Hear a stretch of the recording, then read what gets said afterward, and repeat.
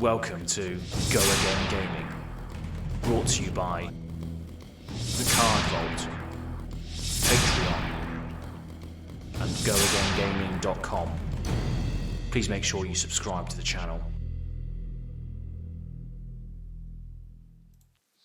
So hello, welcome back to Go Again Gaming. My name is Az, and today we're going to be visiting an article that's been written by one of my patrons, Ziggy, or I Am the Fire TCG on Twitter. So this is a really interesting article about Azalea, and obviously post chain ban and post Tales of Aria release, he goes on to talk about how Azalea could be his next hero that he invests a lot of time and effort into. So we'll go to that in a moment, but please make sure you like and subscribe to this video. Hit the little bell notification if you want to be notified of any future videos. And yeah, I'm in my kitchen today, as you can see. My overlay has all been sorted, but I have been delegated to the kitchen because I'm doing a lot of streams with international people at the moment.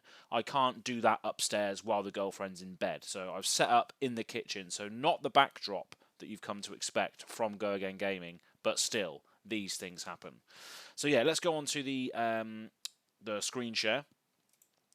So this is a piece of art that Ziggy himself has done. As you can see, Azalea has got Ziggy by the scruff of the neck there, draggling along the floor, and yeah, just an awesome piece of sketch art from Ziggy. And he does this for a lot of different things. So go and check out his Twitter.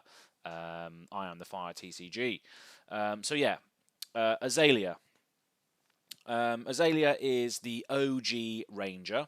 Obviously, with Tales of Aria, we got the Elemental Ranger, and there's been a lot of discussion as to why can't Azalea access Voltaire? Why can't Azalea access Shiver?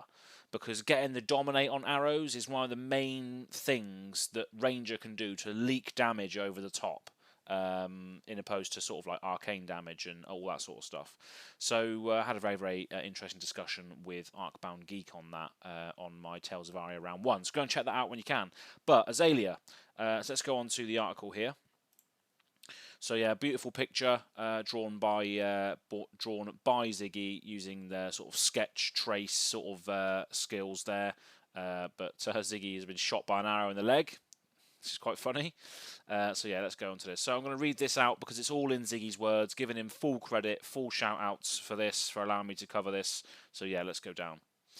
So, Skirmish Season 3, this is all from Ziggy's words, Ziggy's perspective. Skirmish Season 3 is coming, and we're now exploring. With the latest ban and restriction announcement potentially loosening Chain's grip on the meta and the release of Tales of Aria, it's about time to try out new decks to play. And absolutely right. This big shake-up with all the new cards added and with Chain Seeds out of the question, it does allow us to experiment a little bit more without having to worry about those massive plans like Chain and what have you being such a gripe on deck building. So yeah, interesting. And he goes on to say, now let's be honest, I'm a Dorinthia main.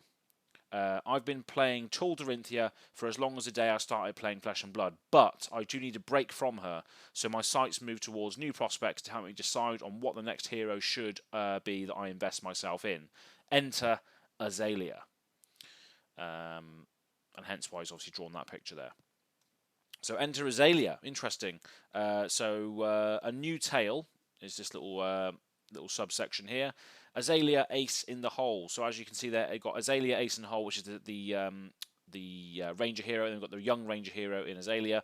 So just a standard 4 intellect, 40 health, and she has a once per turn action for no cost. You can put a card from your arsenal on the bottom of your deck, and if you do, you put the top card of your deck into your arsenal, and if it's an arrow card, it gains Dominate until end of turn, and of course you go again after that, so you don't lose your action point from activating the ability.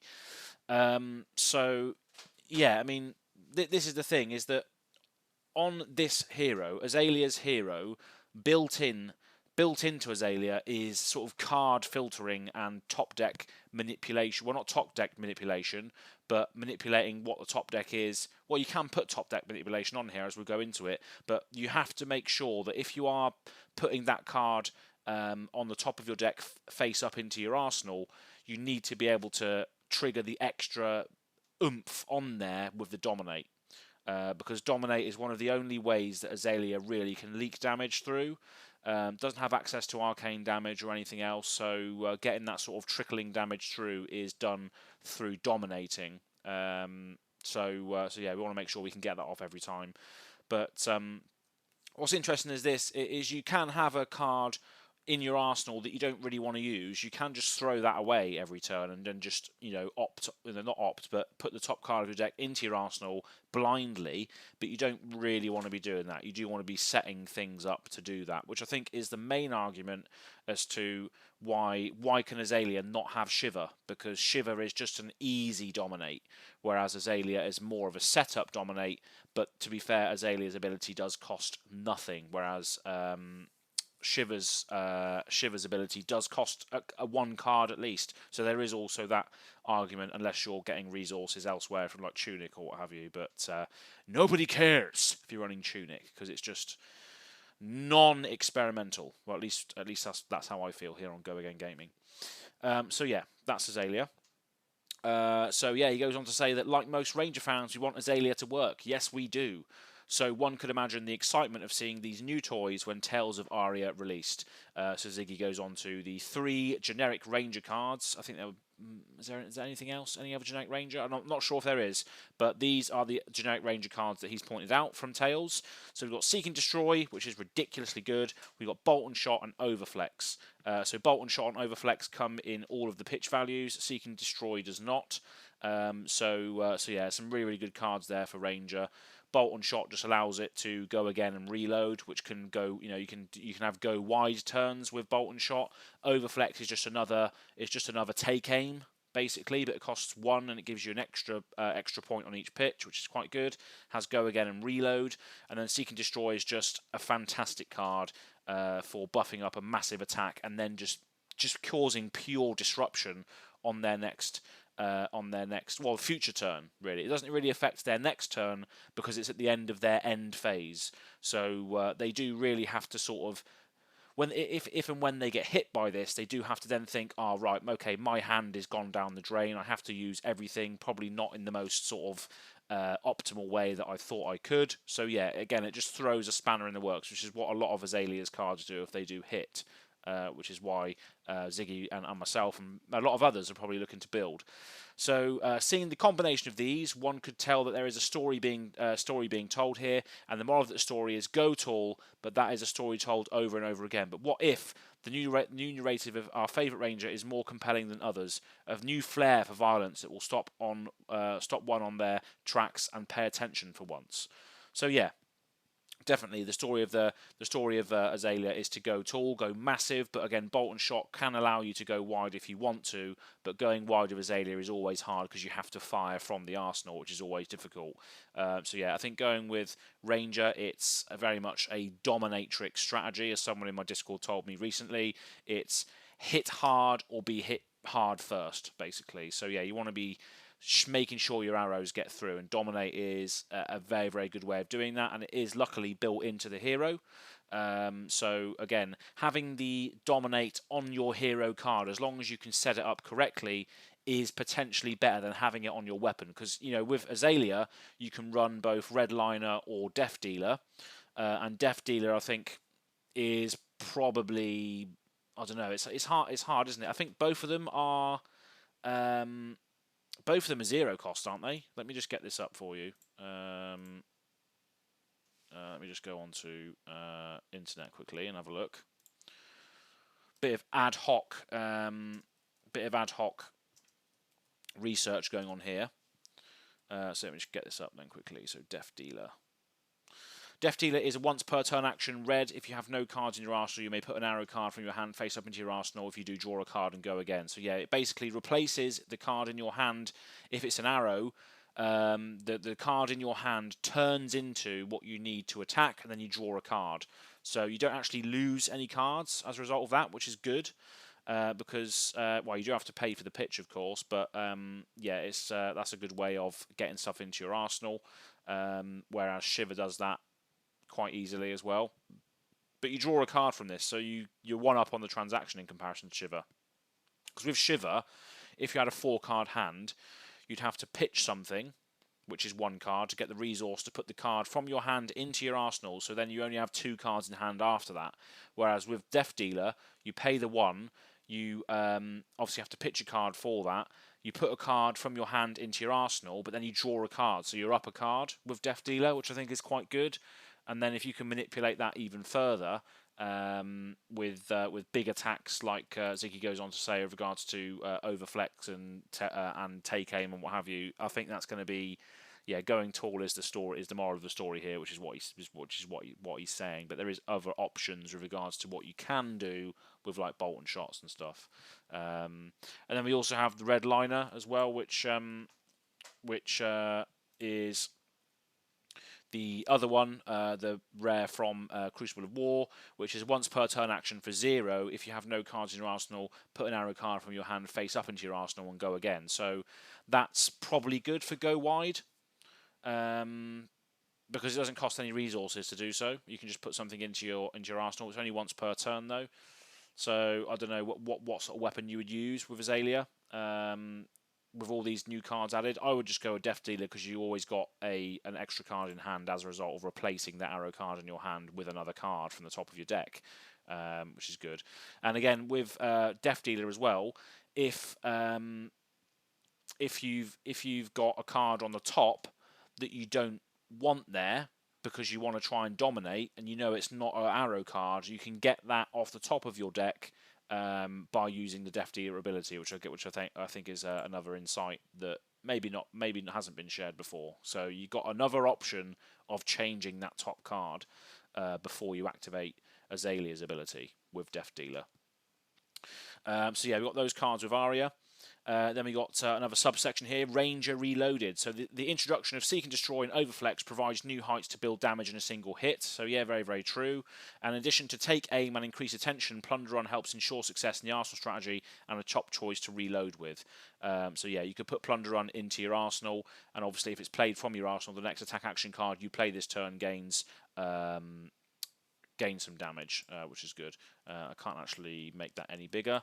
I should probably have like FabDB or something open. Plunder Run, Flesh and Blood. Just bring this up so we can see. So the red version, which is what Ziggy's put on his article. The next time an attack action card you control hits this turn, draw a card, costs 0. So yeah, if you play it from the arsenal, it gives it a buff as well. So yeah, Plunder Run is definitely a very good include for Ranger cards, for not only giving you extra draw cards, but extra big stuff as well being played from the arsenal. So if you do sort of use Azalea's ability and you put a Plunder Run into your arsenal, it's not a bad thing. So yeah, that's good. So you play that for 0, then you can fill your arsenal up again potentially with Death Dealer or whatever weapon you're using. So he goes on to say, here's an example of how I played it once. Cards in hand, Plunder Run red, Overflex red, Sleep Dart yellow, and Bolt and Shot red. Cards in arsenal, Take Aim red. So take Aim red from the arsenal, reload the Plunder Run. Yep, so that's pretty good. You put the Plunder Run in the arsenal, opt with the Skull Bones, play Plunder Run, pitch Sleep Dart, play Overflex red, reload Bolt and Shot, activate Azalea, reveal Headshot, shoot for 16 damage with Dominate. So yeah, that is pretty massive. For one turn, you know, that is the sort of stuff you can do as long as you've got the setup to do it, and that's what Azalea I think wants to do, is go tall with massive hits that do some horrible things on hit as well potentially, and if you can give it Dominate as well, you know, that is some serious damage getting leaked through. So that's a good thing with these attacks, is if you can give them Dominate, and if you can get them massive, if they hit someone, they're going to deal so much damage, it's going to be ridiculous. That's a good thing about dominating attacks, is that there's no amount of arcane barrier that can compare to 12 leaked dominate damage, because you can't. It's just damage that goes through. You can't deal with it unless you've got something that says prevent any damage. But I don't think that's there on equipment just yet for preventing any form of damage. So he goes on to say, what of our choice of arrows? Each arrow is unique in interaction with the opponent, so we choose the best ones to determine how we adjust our disruption strategy against specific heroes. Yeah, it goes on to say that obviously different arrows have different disruptive effects, so you can, eventually you can sort of sideboard certain cards to work against certain heroes, which I think is quite a good idea. because a lot of these arrows are disruptive to certain strategies. So he goes on to say that Red in the Ledger shuts down go wide heroes like Katsu, Remorseless Hurts go tall, Hamstring shots attack heroes with resource dependency, and Sleep Dart stops hero activations, and Headshot is well just a big attack. Now pair that all with Seek and Destroy and you can do it, I believe in you. So yeah, it gives us a few options there as to what cards we can use, which is quite good. And then we've got Strict Preparation for the Inevitable as the next category. It says we want to push for more value to help activate Azalea efficiently. Knock the Death Whistle is the easiest choice to include, since it essentially searches for the cards you need for a specific matchup. And if you have none in hand, Skullbone Crosswrap helps you opt. But being an assassin requires you to plan your shots for an effective kill. Whisper of the Oracle is by far one of the best way to prepare and might just be the best utility card for the deck. Plus it blocks for 3. Yeah, so very, very good card. You can play it for 0. You can use it to block for 3, and it comes in all pitch values. So it is very, very good for setup. Very, very good for using to defend. And obviously it has Go Again built in, so you don't lose an action point as a result of it. So yeah, probably one of the best utility cards, if not the best utility card in the deck, goes to Whisper of the Oracle. I don't know whether you'd include yellow and red pitches of Whisper of the Oracle, but he goes onto a deck list now, so let's have a look at this. So this is the Blitz deck tech, and let me just have a look, see if there are any...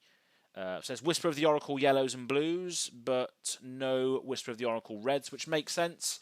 Because the Whisper of the Oracle Reds don't really help from a sort of pitching point of view, and you don't really need to opt that much, because you can opt 4 with the Whisper of the Oracle Red, so you probably don't need that much opt with regards to Azalea. But you could potentially have that much opt if you've got enough sort of way of planning out your turns to make use of all of that information. But again, you're probably going to have to block with cards in hand and use cards in hand to draw more cards off the top. So again, if you want to be opting that much in this deck, you need to be able to take massive hits, which you might be able to do in Constructed. With Blitz, it's a completely different game. So I think maybe in Constructed you might run a few red Whispers, surely because of the fact you can take bigger hits and therefore not have to rely on the extra cards in hand to sometimes you just have to take hits to the face, is what I'm trying to get at here.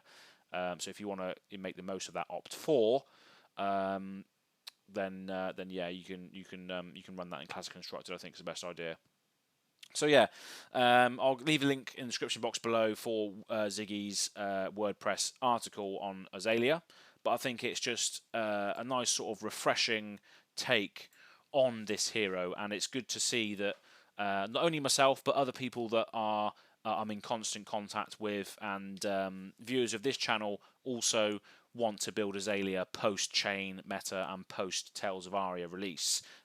So yeah, very interesting to see if we see more Azalea out there. I know I'm definitely going to be building it. Ziggy's definitely building it, and thank you very much for letting me sort of cover this article on my channel. I think it's been very, very insightful, and hopefully it encourages more people to play the original OG Ranger.